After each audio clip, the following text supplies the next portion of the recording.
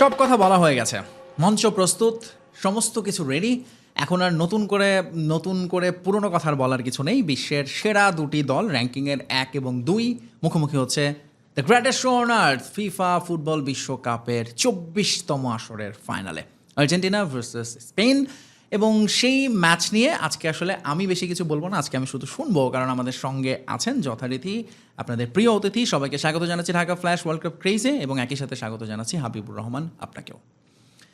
আপনাকে আজকে আমার দেখে মানে একটু গত রাতের কথা না বললেই না, আপনাকে খোঁচানোও বলতে পারেন বা বলাটাও, যে মানে এই এত বড় ধাক্কা, এটা কি সেমিফাইনালের চেয়ে ওইটা কি বেশি বড় ধাক্কা নাকি? না, এটা নিয়ম রক্ষার ম্যাচ। ফ্রান্স ওইভাবে প্রথমার্ধ খেলেও নাই আসলে। ফ্রান্স যখন স্ট্রেংথ দিছে তখন প্রায় লেভেল করে ফেলছিল।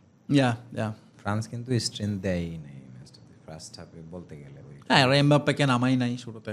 ওই রকম মানে ওই স্ট্রেংথটা দেয় নাই আসলে। মানে পরে পুশ করছে, গোল হয়েছে, এই তো। মানে প্রথমে 4 গোলে পিছাই গেছে, ঠিক আছে। এরপরে আবার ধরেন 3-4। সো আপনি বুঝতেই পারছেন ফ্রান্স হ্যাঁ, স্ট্রেংথ দিলে কি হইতো। হ্যাঁ, লাস্টে একেবারে 93 এটা হচ্ছে মনে 94 করেন যে মিনিটে গোল। ভাই মানে ম্যাচটা ছাড়লো আর কি। তাই এখন আচ্ছা, এখন তাহলে বলেন, ছিল ওইটা হয়ে গেছে। এখন কি গোল্ডেন বুট হয়ে গেল এমবাপ্পের? হ্যাঁ, এটা এক প্রকার বলা যায়, বাট ওই যে মেসি পিচে থাকলে আসলে অনেক কিছু চেঞ্জ হয়ে যায় আর কি। ধরেন মেসি আরেকটা অ্যাসিস্ট আর 2টা গোল করলে তো আবার কেস ডান। 2 গোল 1 অ্যাসিস্ট। সো আর্জেন্টিনা 3 গোল করতে পারবে কিনা এটার উপরে ডিপেন্ড করে। স্পেনের সাথে যেটা ডিফিকাল্ট, এই ম্যাচ হতো মানে 2-1 এই টাইপের স্কোর লাইনে যাইতে পারে। তাই আচ্ছা, আমি এটা দিয়ে আসলে আজকে প্রোগ্রামটা শুরু করতে চাইছিলাম, কারণ আপনি you are famous for prediction. World কাপে মোটামুটি অলমোস্ট আমার মনে হয় স্পেনের পাসিং অ্যাকিউরেসির মতো আপনার প্রেডিকশন অ্যাকিউরেসি। সো একটু বলেন দেখি এই ম্যাচের ফাইনাল আমি ম্যাচের এই ম্যাচে প্রেডিকশন। কোনো প্রেডিকশন, কোনো অ্যানালাইসিস, আমার কাছে এই ম্যাচের 2টা ভাইটাল অ্যানালাইসিস ছিল, যে স্পেন কিভাবে আর্জেন্টিনাকে ভাঙতে পারে, আবার আর্জেন্টিনা কিভাবে স্পেনকে মানে ভাঙতে পারে। এই 2টা অ্যানালাইসিস আমার কাছে ছিল, ভিজুয়াল অ্যানালাইসিস আসলে। আমি এটা টিভিগুলাতে দিয়েছি, মানে চ্যানেল 24 এবং যমুনাতে দিয়েছি, কিন্তু নিজের পেজ বা আইডিতে দেওয়ার যেই এনার্জি, যেই শক্তি বা ওই জিনিসটা আমি পাচ্ছি না মানে সত্যি বলতে। এবং আই আন্ডারস্ট্যান্ড ভাই। বলতে পারেন কিছু কিছু কারণে এক্সস্টেড, যে I am highly pressed and highly targeted. এই ফিলটা আমি চাই নাই বেসিক্যালি। বাট আমার মনে হয় এই প্রোগ্রামে যখন আমরা শুরু করি আজ থেকে মাসখানেক আগে, তখন এই বিষয় নিয়ে আমরা আলাপ করেছিলাম, এবং তখনও আপনাকে আমিও বলতেছিলাম, আপনি নিজেও বলছিলেন যে হ্যাঁ এই দিনটা আসবে, সোশ্যাল মিডিয়ায় ইট হ্যাপেন্স, এবং আপনার এখন সামনে সেই এই আমি সময়টাতে এই আপনি জিনিসটা সেটা আসলে আসবে এটা আমি আন্দাজ করেছিলাম সত্যি বলতে। মানে মেবি সক্রেটিসের একটা কথা আছে এরকম, যে যখন ডিবেট আর কাজ করে না তখন অ্যাবিউজ শুরু হয়। ইয়া অবভিয়াস, বাংলাদেশে তো এটা আরও বেশি, বাংলাদেশের প্রেক্ষাপটে যখন যুক্তি তর্ক আপনি পারবেন না, তখন আপনি পারবেন শুধু এইটাই আর কি, কুযুক্তি অযুক্তি দিতে, এবং ওই যে টার্গেট যে করা। কোনো একটা ম্যাচের অ্যানালাইসিস পয়েন্টে আমার অ্যানালিটিক্যাল কোনো মিস্টেক নিয়ে যদি কেউ কথা বলতো, তাইলে আমি আসলে খুব বেশি খুশি হতাম, কারণ সেইটা বললে নিজেকে ইমপ্রুভ করার একটা সুযোগ থাকে আসলে। শুরুতে একজন করেছিলেন কাজী মাহমুদুল হক নামে, উনি ভালো রাইটার, ভালো অ্যানালাইসিসও করেন আর্জেন্টিনা কমিউনিটি থেকে আর কি। ওই ইয়া নিয়ে ট্যাঙ্গো ফুটবলের বেসিক নিয়ে আর কি। মানে আমি একটা কথা বলেছিলাম যেখানে আমি ট্যাঙ্গোকে ওয়েল এক্সপ্লেইন করিনি, উনি করেছিলেন, তো উনি আমাকে কোট করেছিলেন। ওইটা আমার কাছে মনে হয়েছে যে এটা সমালোচনার চেয়ে একটা হেলদি কনভারসেশন। ইয়া মানে আমার খুব ভালো লেগেছিল এটা, সত্যি বলতে।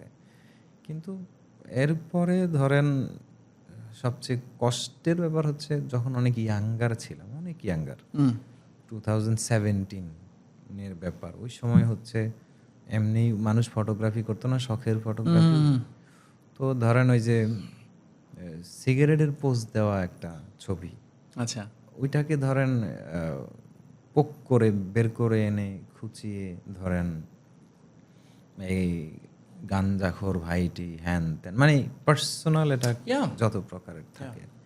সো আমার কাছে মনে হয়েছে যে মানে আমি প্রথমে ভেবেছিলাম যে স্পোর্টস একটা ক্লিন ফিল্ড, যেখানে আপনি আপনার মতামত, আপনার ভিশন, এই জিনিসগুলো অনেক ভালোভাবে রিপ্রেজেন্ট করতে পারবেন। বাট একটা পর্যায়ে আসলে আই এম মেন্টালি ব্রোকেন, মানে সিরিয়াসলি আপনার প্ল্যাটফর্মেই বলছি, আই এম মেন্টালি ব্রোকেন। অনেকেই বলছে যে ভাই হেটার্সদের কথায় কান দিয়েন না, আপনি আগান, বাট আমি আসলে খুবই রিজার্ভ ঘরানার মানুষ।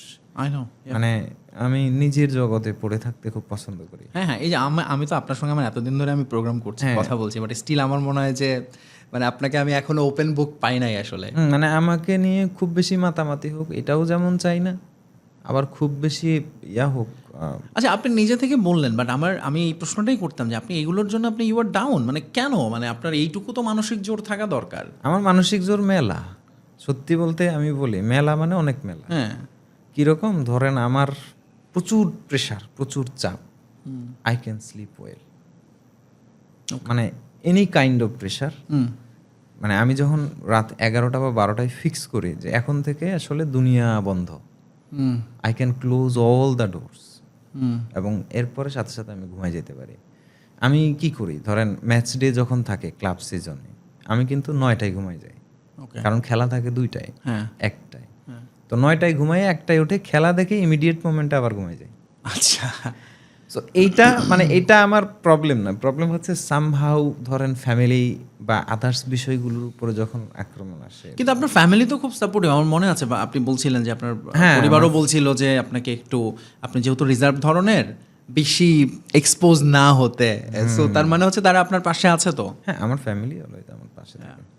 সো এবং আমি আমার এলাকা থেকে, মানে যেখান থেকে আমার উঠে আসা নোয়াখালী হাতিয়া, সেখান থেকে খুব ভালো অ্যাপ্রিসিয়েশন পেয়েছি, মানে আমার মানুষগুলো আমাকে সম্মান দিয়েছে আমার এলাকা। আচ্ছা, একটু তাহলে এটা নিয়ে যেহেতু কথা বলছি আরেকটু বলি। আপনি ধরেন এটার কি এরকম একটা প্যাটার্ন দেখা যায় যে যারা লেটসে বার্সেলোনার ভক্ত না এবং যারা আর্জেন্টিনা বা ফ্রান্সের ভক্ত না, তারাই আপনার সমালোচনাকারীদের মধ্যে অন্যতম? ফ্রান্সের ভক্ত না, ব্যাপারটা এরকম না। ফ্রান্স মানে ফ্রান্সকে অনেকেই পছন্দ করছে এবার, বিশেষ করে তারা ভাবছে যে আর্জেন্টিনাকেই ফ্রান্সই থামাইতে পারবে, সো ফ্রান্সকে পছন্দ করার অনেক মানুষ ছিল। তো ওই জায়গাটা থেকে অ্যাট্রাক্ট হয়নি। ব্যাপারটা হচ্ছে আমাকে জোর করে আর্জেন্টিনা ভক্ত বানানোর খুব একটা প্রচেষ্টা ছিল। এখন আমি যদি আর্জেন্টিনা ভক্ত হিসেবে ঘোষণা দিয়ে দিই, তাহলে মনে হয় সবাই খুব খুশি হয়ে যেত। না, তাহলে খুশি হতো না, তখন আবার অন্য আরেকটা স্রোত আসতো আপনার থেকে, হতে পারে, যে হতে এটাই পারে। ভাবছিলাম, হ্যাঁ, এটাই বলছিলাম। হতে পারে। আসলে এখন কিছু করার নেই, বেসিক্যালি এমন একটা পর্যায়ে তো ক্লাব ফুটবল নিয়ে খুব রিজার্ভ কথা বলবো, কম কথা বলবো, অল্প অল্প কন্টেন্ট দিব। ওয়ার্ল্ড কাপ থাকাতে একটু বেশি কন্টেন্ট হয়ে গেছে। কন্টেন্ট বেশি বলতে আমার চ্যানেলে তো কমই দিয়েছি, মানে টিভি, বাট আপনার কন্টেন্ট সবখানে আছে, এভরিওয়্যার। এই জায়গাটা থেকে আসলে আউটরেজটা আসলে বেশি হয়ে গেছে। কারণ না, এটার ক্ষেত্রে আসলে কি দেখেন, স্পোর্টসেও তো পক্ষ বিপক্ষ, পছন্দ অপছন্দ থাকে। সো আপনার একটা কথা আমার পক্ষে আছে, আমি হ্যাপি, আমার পছন্দ হয়েছে, ভালো। কিন্তু যখনই একটা কথা আমার বিপক্ষে, সেটা যতই যুক্তি থাক, মর্নিং থেকে খুব এক্সস্টেড লাগতেছে। আমি মানে আজকের আগের দিন পর্যন্ত এইসব নিয়ে কোনো পার্টিকুলার রিজন আছে, কোনো পার্টিকুলার পোস্ট বা এনিথিং যেটাতে আসলে বেশি হয়েছে, নাকি সব কিছু মিলায়? পার্টিকুলার পোস্ট না, আমি ছবিটা অনলিমি করে দিয়েছি। আসলে আমার ফ্যামিলির প্রতি কমিটমেন্ট খুব আলাদা। বউ বাচ্চা, বাবা মা, আত্মীয় স্বজন, এই কমিটমেন্টগুলো আমার খুব বেশি। আমি স্যাক্রিফাইসিং ক্যারেক্টার টাইপের, মানে সবাইকে খুশি দেখতে পারলে দিন শেষে সেটা আমার খুশি হয়। তো আসলে আমার ওয়াইফ এবং আমার এবং সাথে বাচ্চা একটা ফটো ছিল, আমি মানে সব ফটোই আসলে অনলিমি করে দিয়েছি। এই একটাই ফটো ছিল আর কি দেখার মতো, পাবলিক ছিল আর কি। হ্যাঁ। তো এটার নিচে আসলে এমন কমেন্ট পেয়েছি, মানে এই জিনিসটার পরে আসলে আমার এক্সট্রিম পেইন হয়েছে। বুঝতে পারছি। আমার মনে হয় যে এটা ঠিক আছে, এটা নিয়ে আমরা আর কথা বলবো না। বাট একটা জিনিস পরিষ্কার, যে এটা আসলে যারা কমেন্টস করছে এটা তাদের প্রবলেম। আপনার আসলে এটাতে কোনো দায়ভার নেওয়ার কিছু নাই, বা আমার আপনার দায়ভার নিজেকে না, গিলটি ফিল করার কিছু নাই। এটা যে করছে এটা তার প্রবলেম, আমি তো আসলে এই জিন্দেগিটা চান নাই। চাই নাই, মানে আমার ওয়াইফ। কিন্তু আপনি এটা মনে করেন যে আপনার কারণে ফুটবল নিয়ে অনেকের এনলাইটেড হচ্ছে, আগ্রহটা হতে পারছে, আগ্রহী হতে পারছে, এবং ধরেন ম্যাচের আগে এখন অনেকে আপনার অ্যানালাইসিস না শুনলে, এই জন্যই হচ্ছে এই ম্যাচে কোনো অ্যানালাইসিস তো যা দেওয়ার টিভিতে করছি, আর পার্সোনালি আর করব না, আর কোনো প্রেডিকশন দিব না, এটা এনজয় করব। ঠিক আছে, ফাইনাল ম্যাচ আমার জার্নিরও প্রায় শেষ পর্যায়ে। ইয়া রাইট, আমাদের আসলে এটাই তাই, আমাদের লম্বা জার্নি, ফিলিং, মিক্সড ফিলিং। তবে অনেক ধন্যবাদ যারা অ্যাপ্রিশিয়েট করেছেন, যারা বুঝেছেন, বা যারা খেলাটাকে ওইভাবে উপভোগ করার চেষ্টা করেছেন, আমার সাথে একটা জার্নিতে যুক্ত ছিলেন। আমি তাদের কাছে অনেক কৃতজ্ঞ। দে সাপোর্টেড মি সো ওয়েল। ভাই আমরাও কৃতজ্ঞ যে আপনি আমাদেরকে সময় দিয়েছেন, আমাদের সঙ্গে কথা বলেছেন। আর হ্যাঁ, আমার মানে সাপোর্টারদের উদ্দেশ্যে একটা কথা, সেটা হচ্ছে কাইন্ডলি প্লিজ আমার ব্যাপারে কোনো নেগেটিভ পোস্ট, নেগেটিভ খারাপ কথা, পার্সোনাল অ্যাটাক, এই ধরনের কোনো পোস্টে কাইন্ডলি কমেন্ট করে রেসপন্স করবেন না। হ্যাঁ, এটা একটা ভালো কথা, কারণ এটা তারা এটাই চায় আসলে যারা এই পোস্টগুলো দিচ্ছে, মানে যে তার সেখানে মানে গিয়ে- আমাকে ডিফেন্ড করার দরকার Yeah, নেই। yeah. কোনো আমি যেহেতু করছি না, দরকার নেই। মানে খুব ভালো হয় যে জাস্ট এটা কোনো এক কর্নারে পড়ে থাকুক। মানে আপনি প্রতিবাদ করলেন বা আপনি আপনার অ্যাঙ্গেল থেকে আমার ব্যাপারে ভালো বললেন, আরও দুইজন এসে খারাপ বলবে, সব ভালো খারাপের এই লড়াইটা না চলুক, এটা এখানে বন্ধ হয়ে যাক। অলরাইট, আজকে আসলে আমরা একটু ইমোশনাল কয়েকটা রিজনে, একটা তো হাবিবুর রহমানের পার্সোনাল রিজন আমরা শুনলাম, at the same time world cup শেষ হয়ে যাচ্ছে, তার উপর একটা ফাইনাল যেটা লিওনেল মেসির শেষ ম্যাচ বিশ্বকাপে হতে পারে। সো আমরা একটু ইমোশনাল অ্যাঙ্গেলেই কথা বলি, সেটা হচ্ছে এই আর্জেন্টিনা ধরেন দলটাকে- আরেকটা ইন্টারেস্টিং ব্যাপার মাথায় আসছে, আপনাকে থামাইলাম, সরি। জি। সেটা হচ্ছে এই যে আমি ইমোশনাল অ্যাঙ্গেল থেকে কথা বলছি না, এইটারও একটা কাউন্টার আছে যেটা আসতে পারে আমার এখন মনে না, এটা হচ্ছে। এটা আমরা শুনতেই সেটা চাই হচ্ছে না। যে ক্রাই বেবি। আচ্ছা, ওকে, বাট এটার রিজন কি, মানে এটা সত্যি কোথায়- বলতে কোথায়- আমি রিজার্ভ মানুষ, বাট আমি যদি আমার ওন ক্যারেক্টারে আসি, আমার আরেকটা ক্যারেক্টার আছে, যদি সেটাতে আসি, মানে একটু অ্যান্টি, একটু ট্রলিং, একটু সোশ্যাল মিডিয়ার ওই টাইপে আসি, some people Kant stand this. আমার কাছে ওই ধরনের অস্ত্র আছে। আমরা মানে, ফুটবল গ্রুপিং করে আসা public, Yeah. Football freak, ম্যানিয়াক্স, corner, তারপরে ফুটবল হাউস, অনেকগুলা গ্রুপ শেষ করে ফোর্সা বার্সা এই সব শেষ করে সোশ্যাল মিডিয়ার এই পর্যায়ে আছি। মেসিকে ডিফেন্ডিং এর যুগে কিন্তু ট্রলিং, কাউন্টার, ব্যান্টারিং এগুলা হেলদি ব্যান্টারিং ছিল। ধরেন I can replace so well, don't think I am so weak. But আমার মনে হয় যে না, সেটা আপনি আর করবেন বা করার না, মতো অবস্থা, আর তো বিকজ তাহলে মানে- তো তাদের সাথে পার্থক্য থাকবে না, এক্স্যাক্টলি, right? মানে So, forget it. ম্যাচিউরিটিরও একটা ব্যাপার আছে। আমার Yes, ওই ওই বয়সে হলে maturity এটা টা তো হয়তো হ্যাঁ, করা যায়। সেটাই বললাম আর যেমন কি। এখন আর আমার নিজেরও আর্জেন্টিনা মেসির এনে কেউ কিছু বললে খুব একটা আর গায়ে লাগে মানে না। ওই বলুক। ব্যাপারটা শেষ। হ্যাঁ, এই যেমন আমিও Chapter আজকে একটা পোস্ট দিছি যে এই ম্যাচটা আসলে নির্ভর হয়ে দেখার আমাদের হ্যাঁ, সমর্থকদের ইটস অল জন্য। About humility. কিন্তু সেখানে এসে বলতেছে যে হ্যাঁ আগেই হার মেনে নিচ্ছেন, এই সমস্ত কথাবার্তা। তো এইটা যারা মিনিংটা বুঝবে না তাদেরকে আসলে আপনি বুঝাইতে পারেন। এক্সপ্লেইন করার কিছু নাই। এইটা ছিল ধরেন আপনার শো এর মাধ্যমে the last message, how I felt, the last things, এবং এখানেই ক্লোজ, এই আর কি। সো আশা করছি, আর এমনিতেই মানে একটা সিজনাল ঝড় চলে যাবে। হ্যাঁ হ্যাঁ হ্যাঁ হ্যাঁ, এইটা তো যাবেই, মানে এরপরে ফিল্টার হয়ে যাবে আসলে। হ্যাঁ, মানে অনেক আপনার আপনার ক্লাবের পরে ফ্যানরা দেখবেন এমনি খুব content- ক্লাসি হয়, Yeah, বুঝছেন? yeah. সেটা রাইভাল হইলেও ধরেন Of course. মাদ্রিদ হোক, তারপরে ম্যানচেস্টার ইউনাইটেড, আমার তো ইউনাইটেড রাইভাল, লিভারপুল ফ্যান আমি তো। তো ধরেন মাদ্রিদ হোক বা ইংলিশ প্রিমিয়ার লিগের আদার্স ইয়া হোক, আর্সেনাল টার্সেনাল, ওদের অনেক ক্লাসি হয়। Yeah. তো সেখানে হচ্ছে গিয়ে মানে এই জিনিসটা অনেক কমে আসবে, মানে পার্সোনাল অ্যাটাক এবং Yeah, yeah, ওইখানে কিন্তু ধরেন প্রচুর ব্যান্টার হয়, প্রচুর ট্রল ব্যান্টার হবে, ট্রল হবে, পার্সোনাল কিন্তু অ্যাটাক ইজ ভেরি রেয়ার। ওই জিনিসগুলো অনেক মজারও হয়। Yeah, yeah. হ্যাঁ, তো না, আমি সেটার জন্য আসলে অপেক্ষা লিভারপুলের করছি। ফ্যানরা কিসের মধ্যে দিয়ে গেছে আপনি চিন্তা করেন, কিন্তু তারা তো ধরেন কখনোই ধরেন এই ব্রাজিল আর্জেন্টিনা টাইপের হয় নাই, বিকজ না, এখানে না, না। ওই যে সিজনাল শব্দটা আবার চলে আসে। হ্যাঁ হ্যাঁ, লিভারপুল আসলে ওই যে ধরেন এটাকে কি বলে, লিভারপুল বার্সেলোনাকে হিউমিলেট করছিল, but they didn't over celebrate, মানে কোনো ওভার, লিভারপুল ফ্যানরা করে নাই, কিন্তু ওই যে অন্যরা করছে, ট্রল ব্যান্টারিং হয়েছে, কিন্তু সেটা আরেকজনকে ধরে গালাগালি করার পর্যায়ে পৌঁছায় নাই। সো মানে সামনে একটা ভালো সুদিন আসতেছে।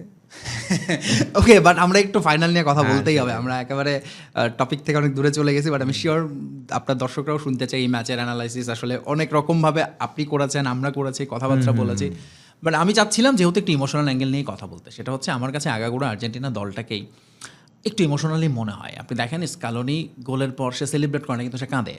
লিওনেল মেসি ম্যাচ শেষের হওয়ার পর একটা রাউন্ড অফ 16 বা রাউন্ড অফ 32 ম্যাচ জেতার পরে তার রিয়াকশন, কান্নাকাটি।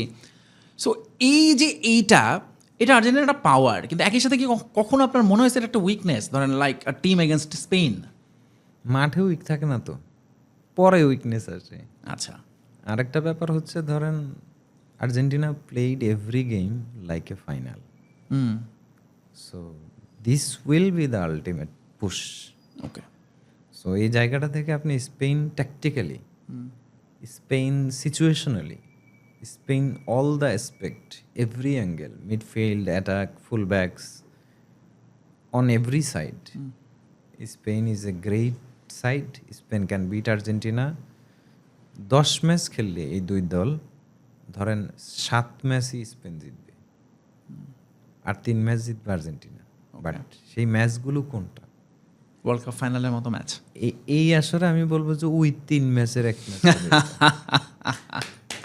শুনে ভালো লাগতেছে। ওকে, রাইট। তার মানে হচ্ছে দ্যাটস মাই অ্যাজাম্পশন অ্যাকচুয়ালি। আমার ব্রেইন সেজ অ্যানাদার ওয়ে, হার্ট সেজ আদার ওয়ে। তো I will follow my heart. এই প্রেডিকশনে আমি মানে মাথা ঘামাবো না। ওকে, আই উইল। তার মানে হচ্ছে আপনার এটা বলার রিজনটা হচ্ছে যে বিগ ম্যাচ, ওয়ার্ল্ড কাপের ফাইনাল না, আর্জেন্টিনার ওই ক্যারেক্টারটা আছে, এই কারণেই বলছি। ধরেন অ্যাটলেটিকো মাদ্রিদ বার্সেলোনা খেলো এলে 7 ম্যাচ, ওই যে 10 ম্যাচে 7 ম্যাচ বার্সেলোনা জিতবে, 3টা গুরুত্বপূর্ণ ম্যাচ জিতবে অ্যাটলেটিকো মাদ্রিদ। সেটা হইতে পারে কোপা দেল রে সেমিফাইনাল, চ্যাম্পিয়ন্স লিগের কোয়ার্টার ফাইনাল। লিগে যদি 3বার দেখা হয় 3বারই হারবে। তো ওই যে বললাম, গুড পয়েন্ট, গুড পয়েন্ট। আচ্ছা, স্পেন ধরেন এখন নাম্বার পরিসংখ্যান আপনি যেটা বললেন সবকিছু মিলাই স্পেন অনেক দিক দিয়ে আগে। তার মানে হচ্ছে যেটা, আচ্ছা কিছু অ্যানালিটিক্যাল অ্যাসপেক্ট তারপরও বলি, বলেন। মানে সেটা হচ্ছে ধরেন রড্রি এই গেমের ডিসাইডিং ফ্যাক্টর তো থাকতেছেই, বিশেষ করে বল কন্ট্রোল বা আদার্স কন্ট্রোল এবং বল পাস। Even ওয়ার্ল্ড কাপে সবচেয়ে হাইয়েস্ট পাস দিছে হ্যাঁ, রড্রি, even- প্রায় 700। হ্যাঁ, ইভেন পেদ্রি, ফ্যাবিয়ান রুইস, হ্যাঁ, এই অ্যাঙ্গেলে তারাও রড্রির সাপোর্টিং ক্যারেক্টার হিসেবে অনেক ভালো। তাহলে আপনার কি করতে হবে? স্পেশালি জুলিয়ান আলভারেজ কিন্তু ড্রপ করে। সো জুলিয়ান আলভারেজ আর রড্রিকে যদি আপনি মার্ক করাই দেন ম্যাকালিস্টারকে দিয়ে, যেহেতু ম্যাকালিস্টার আপ ফ্রন্টে আছে, কিছুটা হইলেও তো ইফেক্টিভনেস কমে যাবে, Yeah. তাই না? মিডফিল্ড দুই দলই ওভারলোড করতে জানে, এটা তাদের খেলার আর্ট। আর্জেন্টিনা চাইলে যে কোনো সময় মিড ওভারলোড দিয়ে দিতে পারে, 4 ম্যানের নিউমেরিক্যাল অ্যাডভান্টেজ মারে দিতে পারে। তো সমানে সমানে খেলা হবে। যখন আর্জেন্টিনা এক্সট্রা বডি পুশ করবে তখন বায়েনাও মিডফিল্ডে ঢুকে যাবে, পেদ্রো পোরোও মিডফিল্ডে ঢুকে যাবে, কুকুরেয়া কিছুটা ওয়াইড থাকবে, অ্যাজ এ উইঙ্গারের মতো দেখা যাবে তারে। তারপরে ধরেন লামিন ইয়ামাল একটু ওয়াইড থাকবে। তো ওয়াইড আর্জেন্টিনা ধরুন ওয়াইড দিয়েই 7টা গোল খাইছে এই ওয়ার্ল্ড কাপ, মানে ক্রস থেকে। সো এখানে স্পেনের চান্সেসটা রিলাই করে এখানে যে কতগুলো বল বেরোচ্ছে। এখন আপনি ম্যাকালিস্টার, এনজো, ডিপল, পারাদেস মিড থেকে মানে ট্রানজিশনাল কাউন্টার খাবেন না, তাদেরকে এক্সট্রা ওভার প্রেস করে একদম শেষ করে দিবেন, এটা তো ক্লিনলি বলা ইম্পসিবল। ওরা কি পাড়ার মিডফিল্ডার নাকি? ফিজিক্যাল মিডফিল্ড না। এনজো ফার্নান্দেজ উইথ চেলসি ওই বার্সেলোনাকে দেখায় নাই, লামিন ইয়ামাল তো ছিল না ওই ম্যাচে মনে হয়, তাও তো মানে চেলসি শো করছে। এখন লামিন ইয়ামাল ওই ম্যাচে বার্সেলোনা ছিল না, এই ম্যাচে আর্জেন্টিনার কাছে মেসি আছে। আর আপনি পুরা 90 মিনিট মেসিকে নিউট্রাল কিভাবে করবেন? পসিবল না, এটা কে অনেকে তো চেষ্টা, তাহলে কেউ স্পেন চেষ্টা করে এমনিতেই না। এই ওয়ার্ল্ড কাপে ওভার স্কোরিং টিম না। ধরেন 2 গোল দিল, আর্জেন্টিনা কি 2টা গোল করতে পারবে না? Really possible. আর্জেন্টিনা যদি এই ম্যাচে পিছায়, অনেকে বলে আর ম্যাচ বের করতে পারবে না, আমি বিশ্বাসই করি না এটা। সামহাউ আমার ভেতর থেকে ফিলিং আসতেছে পিছাইলেও ম্যাচ বের হবে। ডিফেন্ডিং একটা আর্ট, স্পেন সেটা ট্যাকটিক্যালি করে, ট্যাকটিক্যাল ডিফেন্ডিং। কিন্তু ডিফেন্সিভ প্রোফাইল বিবেচনায় তো আর ধরেন এই যে লাপোর্ট, আইমরিক লাপোর্ট তো আর অমন সেন্টার ব্যাক না যে ভার্জিল ভ্যান ডাইক হয়ে গেছে হঠাৎ করে। ওরা ট্যাকটিক্যাল অ্যাডভান্টেজের কারণে এক্সপোজ হয়নি, সেটা মিডফিল্ড সাপোর্টের কারণে। তো আজকের মিডফিল্ড কিছুটা তো হুলিয়ান আলভারেজ আর লিওনেল মেসিকে নিউট্রাল করতে করতেও যাবে, এক্সট্রা অ্যাডভান্টেজ ওখানে কিছুটা ডাউন হবে। আর্জেন্টিনা এমনি 4 ম্যান মিডফিল্ড, তার উপরে মেসি নামবে, আলভারেজ নামবে, হয়তো গুলিয়ানো সিমিওনে লোন ওল্ফ হয়ে সামনের দিকে থাকবে। That can be interesting. আমি বলে যে আপনি স্পেনের উইকনেস নিয়ে কথা বলেন না কেন? স্পেনের তো উইকনেসই নাই, কি নিয়ে কথা বলবো? স্পেনের কোনো উইকনেস নাই। আর্জেন্টিনার ম্যাচ বের হয় মোমেন্টে। তো Spain will have the ball, Argentina will have the moment. Excellent analysis. আচ্ছা, কিন্তু আপনার পয়েন্টেই কথা বলি। আর্জেন্টিনা ওয়াইড থেকে গোল খাইছে ক্রসে, এবং স্পেনের মূল শক্তি হচ্ছে এটা, ওরা প্রচুর ওয়াইড ওরা ওয়াইডেই খেলে, এবং এই ওয়াইড থেকে সেন্ট্রালি আসে এবং ইয়ামাল এটার হচ্ছে লিড দেয়। এবং ওই সময়টা ওরা যখন ওয়াইড থেকে ঢোকে তখন কিন্তু লাইন ব্রেক করে, এবং এই লাইন ব্রেকিং পাসগুলো আসে রড্রির কাছ থেকে। এবং ইয়ামালও ধরেন কাটব্যাক করে ঢুকে পড়তেছে, সেক্ষেত্রে আর্জেন্টিনা তো এই ঘটনা ঘটছে, তারা ট্রানজিশনাল অ্যাটাকে বহুবার বিট হয়েছে এই আমি World Cup-এ। বলি ট্যাগলিয়াফিকো এবং লিসান্দ্রো লামিন ইয়ামালকে আটকানোর জন্য যাবে, বডি ডাবল করে, এটা একদম শিওর। লিসান্দ্রো চলে গেলে ডিফেন্স ফাঁকা, ওই জায়গাটা থেকে ড্রপ করবে পারাদেস। ইয়েস। তো পারাদে যদি ওখানে ড্রপ করে তখন ওলমোকে মার্ক করবে কে? হ্যাঁ, তখন হুলিয়ান আলভারেজ চলে আসবে, না, ডিপল। টিপল। এই যে একটা ব্যাপার, এবং ক্ষেত্র বিশেষে আজকে মেসিকেও কিছুটা ড্রপ করা লাগতে পারে, ফর্কো করে। আর এমনিতেও তো স্পেন হাইলাইনই খেলবে, সো আর্জেন্টিনাকে আর্জেন্টিনার আশাই এটা, একমাত্র আশাই এটা। স্পেন তো তাদের গেম থেকে বেরোবে না, স্পেন রিস্ক নেবেই, আর ওই রিস্কটাকেই আর কি পানিশমেন্টে পরিণত করতে হবে। আর্জেন্টিনার একমাত্র প্ল্যানই হবে স্পেনের নেওয়া রিস্ক থেকে তাদেরকে ভাঙা। আর্জেন্টিনার একমাত্র আশাই এটা, স্পেনের হাইলাইন অফসাইড ট্র্যাপটা অ্যাভয়েড করে 4টা হাইলাইন লাইন ব্রেকিং পাস বা ক্রস বা এরিয়াল বল বের হওয়া ইম্পসিবল কিছু না, এবং সেখান থেকে 2টা গোল হওয়া ইম্পসিবল কিছু না। হ্যাঁ, এবং লিওনেল মেসি আমার মনে হয় এই ট্র্যাপ কেমনে বিট করতে হয় সে খুব ভালো করে জানে। ভালো করে প্রবাবলি সুইজারল্যান্ডের সঙ্গে ম্যাচে সে একটা অফসাইড পজিশনে কিন্তু ছিল, ঠিক সময় মতো সে ভেতরে ঢুকে বলটাতে। সুইজারল্যান্ড ম্যাচ না এটা, তার আগের ম্যাচে হবে তাইলে মিশরের সাথে, হোয়াটএভার। আমার খালি দৃশ্যটা মনে আছে যে ও এটা নিয়ে পরে আলোচনা হলো না, অনেকে সোশ্যাল মিডিয়ায় লিখলো যে মেসি তো অফসাইড, বাট ভাই অফসাইডের নিয়মটা তো ওর চেয়ে ভালো কেউ জানে না। ম্যাচে ছিল, কেপভার্দের ম্যাচে ছিল, হ্যাঁ, একটা লং বল। তো যে কোনো সময় একটা সারপ্রাইজ কল, যে কোনো সময় আর্জেন্টিনার গেম মোমেন্টামে চল, বল দখলের লড়াইয়ে ধরেন স্পেন অনেক বেশি ডমিনেট করলেও 80-20 তো আর হবে না, না না, ক্যান বি 55-45 অর 60-40। আর্জেন্টিনার বল পজিশন 40% অনেক সময় অনেক এনাফ যখন তাদের কাছে মেসি থাকে। সো আর্জেন্টিনা শুরু থেকেই ফার্স্ট হাফে বল ডমিনেট করছে না, স্পেন কাউন্টার প্রেসে খুব ভালো, বল ডমিনেট করতে চাইলে সেটা আরও প্রবলেম। বরং শেপ ঠিক রেখে ডিফেন্ডিংটা করে যেতে হবে, মিড ব্লকটা ঠিক রাখতে হবে, দেন সেখান থেকে ট্রানজিশনাল অ্যাটাক। এবং ট্রানজিশনাল অ্যাটাকটা আর্জেন্টিনা গ্রুপ স্টেজে ট্রাই করছে। স্পেনের পেছনে জায়গা পাওয়া যাবে লাইক আলজেরিয়া টাইপ, আর ওই ম্যাচে মেসি হ্যাটট্রিক করছিল। You have to be careful about that also. স্পেনের কোনো উইকনেস নাই, কিছু নাই, they can retain the ball so quickly, they can counter press, they can make you lose the ball, they can press your center backs, make them nervy, make them play long ball. আর্জেন্টিনার long বলই খেলতে হবে, সেক্ষেত্রে second বল win করতে হবে, মানে মিডফিল্ডে second drop বলটা collect করতে হবে। তো আর্জেন্টিনা লং বল খেলে মিডফিল্ড থেকে ড্রপ বল নিয়ে যদি সেই ড্রপ বল মেসির পা পর্যন্ত দেওয়া যায়, there is something. So again ওই মোমেন্ট আসলে মোমেন্টামে ডিসাইড হবে, হাই স্কোরিং ম্যাচও হতে পারে। আচ্ছা, ওকে, লেটস টক অ্যাবাউট 11। আমরা গত ম্যাচে যেটা নিয়ে খুব কথা হচ্ছিল, ডিপলের জায়গায় সিমিওনেকে নামানো হয়েছে। মলিনার performance was not up to the mark. এটা এই ম্যাচে সিমিওনে শুরু থেকে খেলবে, না খেলানোটা লস হবে। এবং এই ম্যাচে যদি জুলিয়ান আলভারেজ স্টার্ট না করে, Argentina can lose the game in first half. না, প্রবাবলি সেটা মানে আলভারেজ স্টার্ট না করলে হয়তো ফার্স্ট হাফে হেরে যেতে পারে, একদম ফার্স্ট হাফেই ভেঙে ফেলতে পারে। সো স্ট্রাকচার ঠিক রাখা লাগবে। গুলিয়ানো সিমিওনো খেলবে, গুলিয়ানো সিমিওনো চলে গেলে নিকো গঞ্জালেস খেলবে, একদম ভেরি সিম্পল।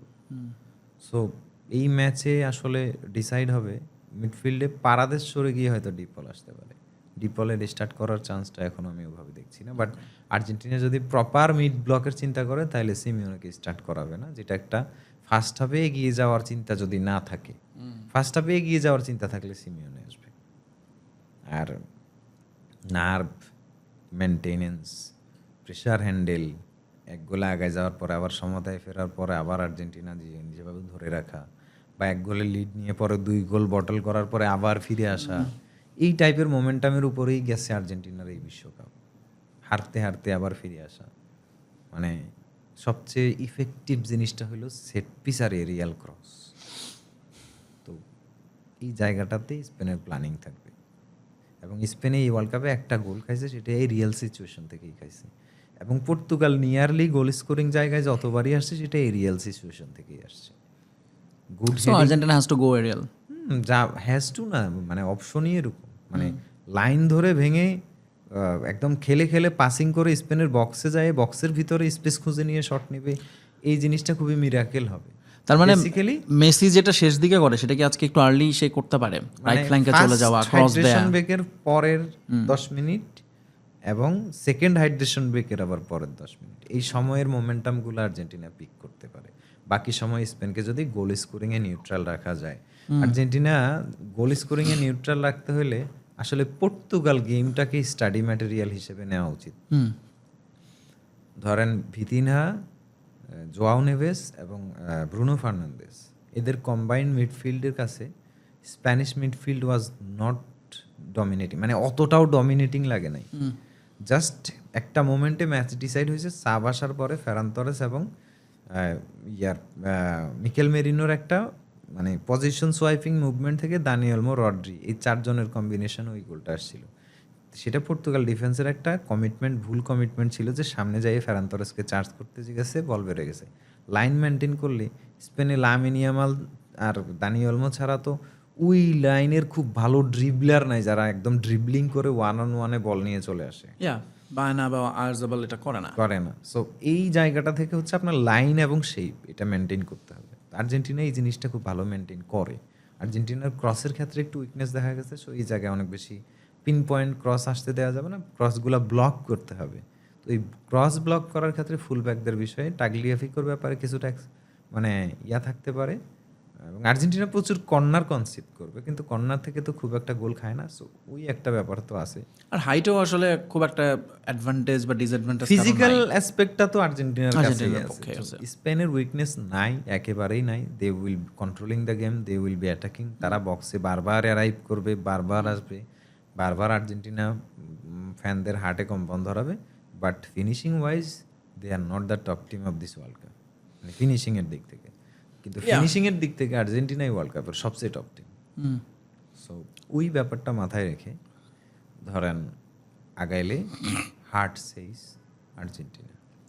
রাইট। আজকে আসলে একটু ওই যেটা বললাম হাবিবুর রহমানের কথা, আসলে মানে মাইন্ডে আসলে ব্রেইনে ট্যাকটিক্সে খাটাইলে তো কোনো কিছুতেই আসলে মানে কিন্তু heart says Argentina, so I will go. এবং আমি সেই জন্যই বলছিলাম আর্জেন্টিনার এই দলটা অনেক বেশি হার্ট ইনফ্লুয়েন্স দল, তারা হৃদয়ের কথা শোনে বেশি। আমরা একটু যদি এবার আরেকটা অ্যাসপেক্টেই যাই, সেটা হচ্ছে যে আর্জেন্টিনার সামনে একটা মানে অমরত্বের হাতছানি, পরপর দুবার বিশ্বকাপ জেতা, যেটা ইতালি করছে, ব্রাজিল করছে। আর্জেন্টিনার আগে একবার কাছে গিয়ে ফেরত আসছে 90-তে, ব্রাজিল কাছে গিয়ে ফেরত আসছে, অ্যাট দ্য সেম টাইম ধরেন ফ্রান্সও।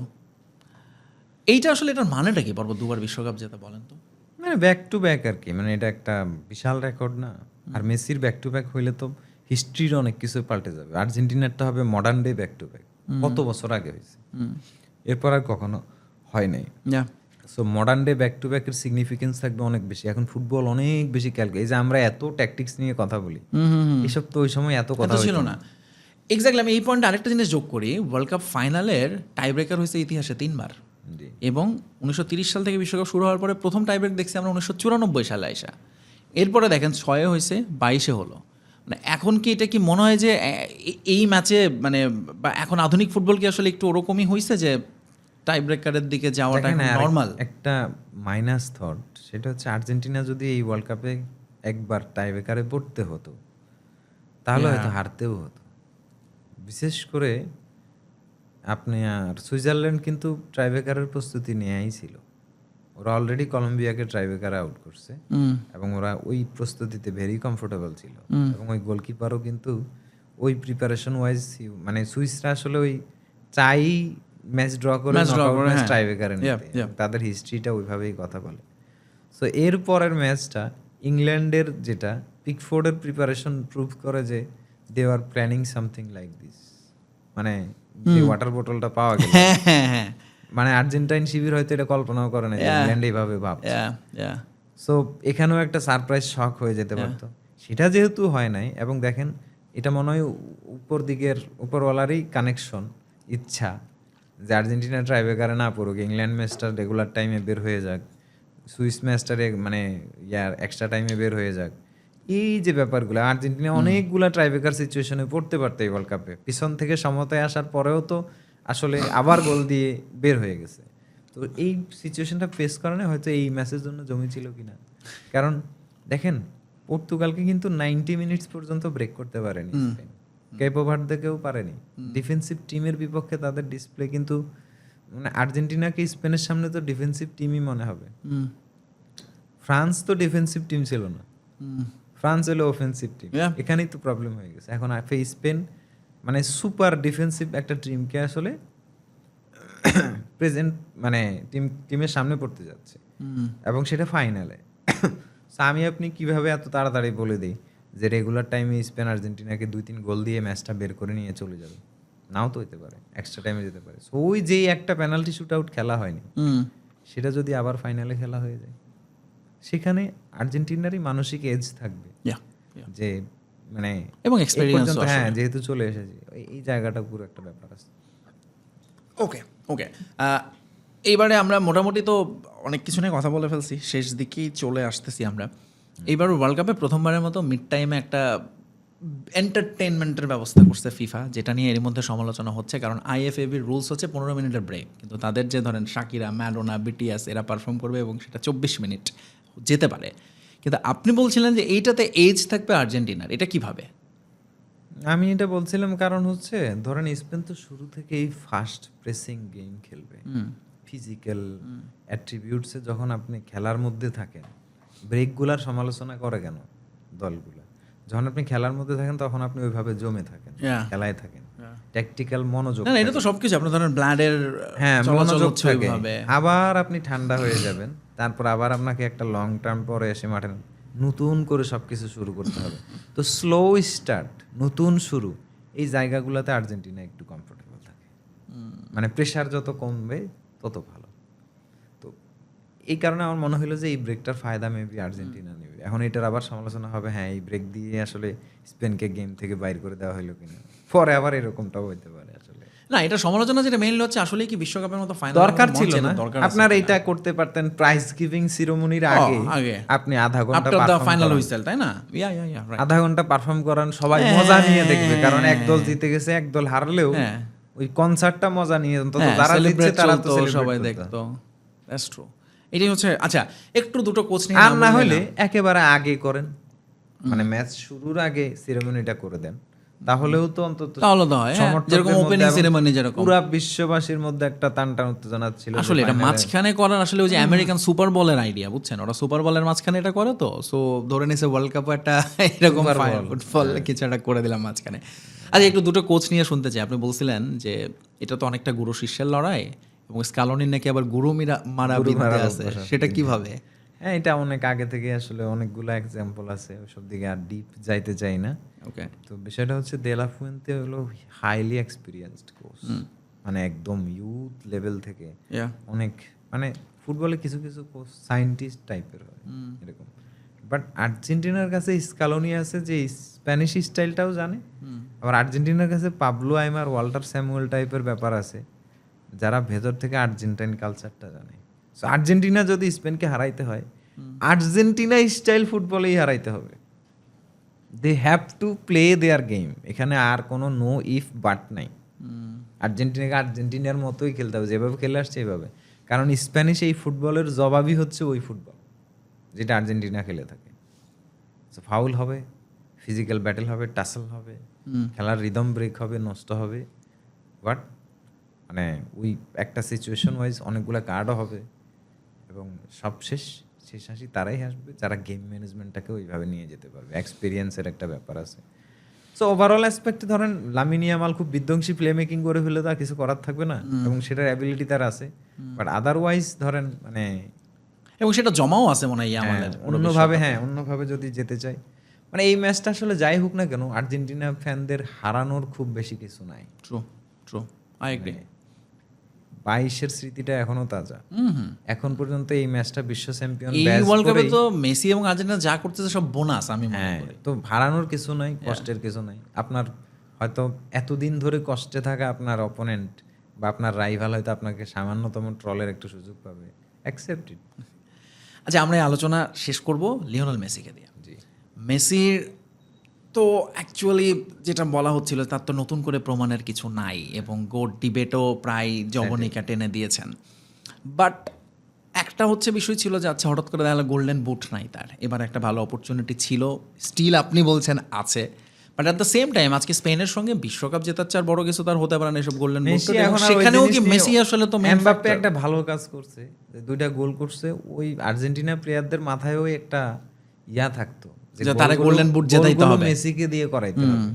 আর্জেন্টাইন প্লেয়ারদেরও ওই একটা মানে অ্যাটেনশন বা ক্রেজ থাকতো, এইসব খেলার বাইরের অন্য অ্যাটেনশন গুলো কিন্তু খেলা নষ্ট করে। সো এই জিনিসটা আমি মনে করি আর্জেন্টিনার জন্য ফায়দা হয়েছে, এখন anyone can score, they have the freedom. আর নইলে সবাই মেসিরই খুঁজতো গোল করার লেগে। সো এটা পরবর্তীতে খেসারত দেওয়া লাগতো। এখন হচ্ছে যে ব্যাটার পজিশনে থাকবে ওই মারে দেবে।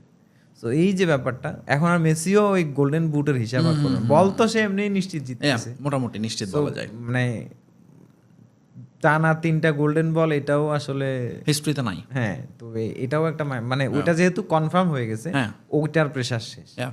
এখন গোল্ডেন বুট জিতার জিনিসটা হলো আসলে ভালো, না আসলে আসলে নাই নাই। সমস্যা নাই, কিন্তু মেসিরে গোল করাইতে হবে, ওরে বেশি সাপ্লাই দিতে হবে, এই টাইপের বেশি থাকবে, ওই সাপ্লাই দেবে। মেসি প্লে মেকিং করবে এই গেমে, মেসি ছাড়া অন্য প্লে মেকিং এর অপশন খুব কম।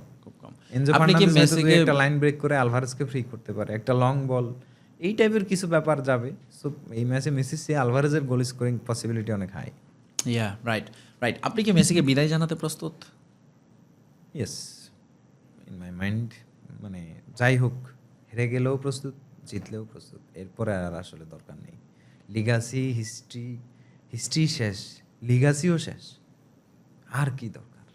আর বেশি হইলে বেশি হয়ে যাবে। হয়তো মেসি একটু এনজয় করার জন্য আরও কিছুদিন খেলা চালাই যাবে, বাট আমার মনে হয় না যে 28 কোপা বা পরবর্তী ওয়ার্ল্ড কাপে খেলার চিন্তা থাকতে পারে। বাট স্কালোনির কন্ট্যাক্ট মনে হয় 28 পর্যন্ত, না জানি 30 পর্যন্ত। 28। তো সেক্ষেত্রে হয়তো মানে জিতে গেলে হচ্ছে 28 খেলার চান্স, মানে টিমমেটরা যাইতে দেবে না। মানে রোমেরো ওই দিন বলছে না আমাদের সাথে, তাইলে এটা জিতলে আমাদের সাথে আরো থাকতে হবে। জিতে গেলে যাইতে দেবে না, আর না জিতলে এখানেই শেষ। অলরাইট হাবিবুর রহমান, আমরা আজকে এখানেই শেষ করি। আচ্ছা, আপনার জন্য ইম্পর্টেন্ট কি, আর্জেন্টিনা জেতা না স্পেন জেতা? ফ্যান অ্যাঙ্গেল বাদ, মানে পার্সোনাল লাইফে কোনটা বেশি ভালো ম্যাটার করে? ফ্যান অ্যাঙ্গেল বাদ, ইম্পর্টেন্ট বিশ্বকাপ জেতার যদি আপনি ইম্পর্টেন্সের কথা বলেন, মানে অবভিয়াসলি আমি সবসময় চাইবো যে নতুন চ্যাম্পিয়ন দেখতে। এখন ধরেন স্পেনও নতুন না, বাট আর্জেন্টিনা তো অলরেডি চ্যাম্পিয়ন। আর্জেন্টিনা পরপর মানে ফ্যান অ্যাঙ্গেল তো আসবে এখানে। আপনি আমাকে ফ্যান ছাড়া যদি বলতে বলেন তাহলে হয়তো বা আমি বলবো স্পেন প্রবাবলি জিতুক, কিন্তু আর্জেন্টিনা জিতবে না এটা কেমনে মানবো বলেন?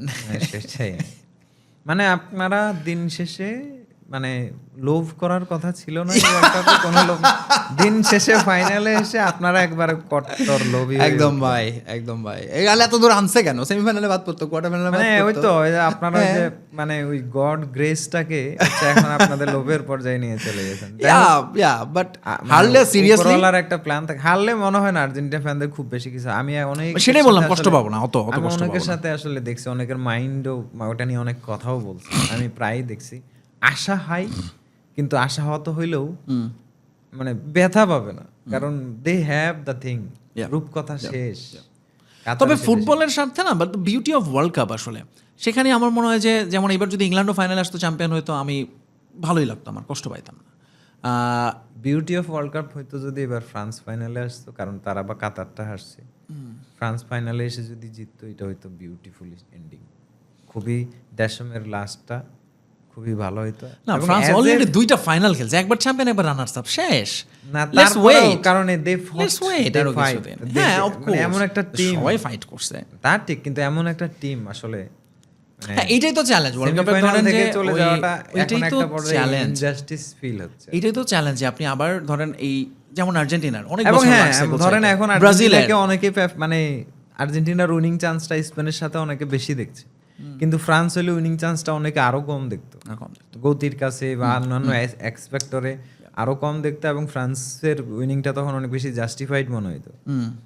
এখন ধরেন আর্জেন্টিনা জিতলে অনেকে কথা বলবে যে মানে স্পেন এখানে এসে খেলা ছেড়ে দিয়েছে, বা স্পেন মানে বার্সেলোনার পোলাপাইন ওই মানসিকভাবে আগেই খেলার আগে হেরে গেছে, এইটুক কথা বেরোইতে পারে আর্জেন্টিনা যদি জিতে যায়। ফ্রান্স হলে জাস্টিফাইড ওয়ার্ল্ড কাপ হয়ে যেত, মানে এবং রিভেঞ্জটাও হয়ে যেত, মানে 22-26 একটা রিপিট স্টোরি। আমি এই জায়গাটা আপনার সাথে কোনোভাবে একমত না। আচ্ছা, ফ্রান্সকে যাই আর হোক, ফাইনালে আমি চাই না, অনেক হয়েছে, 2বার খেলছে, আর কত। না ভাই, একটা ওই আপনার যে এরকম ফ্যান আমারটাও চলে আসে। ওকে, সো নেক্সট ওয়ার্ল্ড কাপ আবার 4 বছর পর আসবে এবং আরো সেটা বড় হতে পারে এবং সেখানে ইনশাআল্লাহ জিদানের আন্ডারে ফ্রান্সকে আমরা জিদানের আন্ডারে এবার ফ্রান্স, আপনাদেরকে একবারে পেপ গার্দিওলার আন্ডারে একটা দল আসতে পারে, ইতালি হোক বা ইংল্যান্ডই হোক। অনেক মানুষ ইতালি সাপোর্ট করবে। অনেক মানুষ ইতালি সাপোর্ট করবে এবং ইতালি বিশ্বকাপে নাই, ইতালি পরপর 3 ওয়ার্ল্ড কাপ, এটা অনেক ভাবতেই তো মানুষ কেমন করবে, লাগে। অনেক মানুষ ইতালির একটা ক্রেজ পাইবে যদি আসলে গার্দিওলা কোচ হয় এবং বিশ্বকাপে কোয়ালিফাই করে। আচ্ছা, আমরা মনে হয় এসব নিয়ে ওয়ার্ল্ড কাপটা শেষ হোক, তারপরে আমরা কথা বলবো, বিকজ হচ্ছে কালকেও আমরা আসছি এবং আমরা আসলে এই বিশ্বকাপ শেষ হলে আয়োজনটা শেষ করতে চাই না। ঢাকা ফ্ল্যাশের সাথে যেহেতু দর্শক আমরা আপনাদেরকে চাই, আপনাদেরকে নিয়ে আমরা এগোতে চাই। আমাদের ফেসবুক, ইউটিউবে তো থাকবেনই, আমাদের ওয়েবসাইটও আছে www.flash.ঢাকাফ্ল্যাশ.com, সেটা ভিজিট করবেন। অ্যাট দ্য সেম টাইম আমরা আসলে খেলাধুলা নিয়ে প্রথমত হচ্ছে হাবিবুর রহমান আজকে যেটা শুরু করেছিল, এই হাবিবুর রহমানকে আমরা চাই না, এরকম মানসিকভাবে বিধ্বস্ত হাবিবুর রহমানকে আমরা চাই না। আমরা চাই তার ওই অ্যানালাইসিসগুলো, তার ফুটবল ইনসাইটগুলো শুনতে, নিজেদের মানে জানতে এবং জানাতে। এই জার্নিতে আপনাদেরকে আমাদের পাশে খুব খুব দরকার। সো আজকে আর একটা ম্যাচই আছে, এনজয় করুন, উপভোগ করুন, আপনি যে দলেরই ফ্যান হন। আমরা একটা চমৎকার একটা ওয়ার্ল্ড কাপ ক্লাসিক ম্যাচ দেখি। গতবার বিশ্বকাপের ফাইনালটা নিশ্চয়ই মনে আছে, আমার মনে হয় ইতিহাসের অন্যতম সেরা ফাইনাল। সো আরও একটা ফাইনালের মঞ্চ সামনে, আমরা যে যে দলে সাপোর্ট করি একটা সুন্দর ফুটবল উপভোগ করি এবং শেষে ওই কথাটাই বলতে চাই, ব্যান্টার হোক, ট্রলিং হোক, বাট এটার একটা ফাইন লাইন আছে, অ্যাবিউজ, পার্সোনাল অ্যাটাক, সেইটা আমাদের আসলে সবার মেনটেন করা দরকার। অসংখ্য ধন্যবাদ হাবিবুর রহমান আপনাকে আমাদের সঙ্গে আজকে থাকার জন্য। নিশ্চয়ই আবার দেখা হবে খুব শীঘ্রই। দর্শক আপনাদেরকেও ধন্যবাদ এতক্ষণ আমাদের সাথে ছিলেন। নিশ্চয়ই আবারও দেখা হচ্ছে। আজকের মতো শেষ করছি Dhaka flash world cup craze. আমি ফয়সাল তিতুমির বিদায় নিচ্ছি। দেখা হচ্ছে বিশ্বকাপ শেষে ম্যাচ পরবর্তী অ্যানালাইসিস নিয়ে হাবিবুর রহমানকে নিয়ে আবারও। ভালো থাকবেন, বাই বাই, টাটা।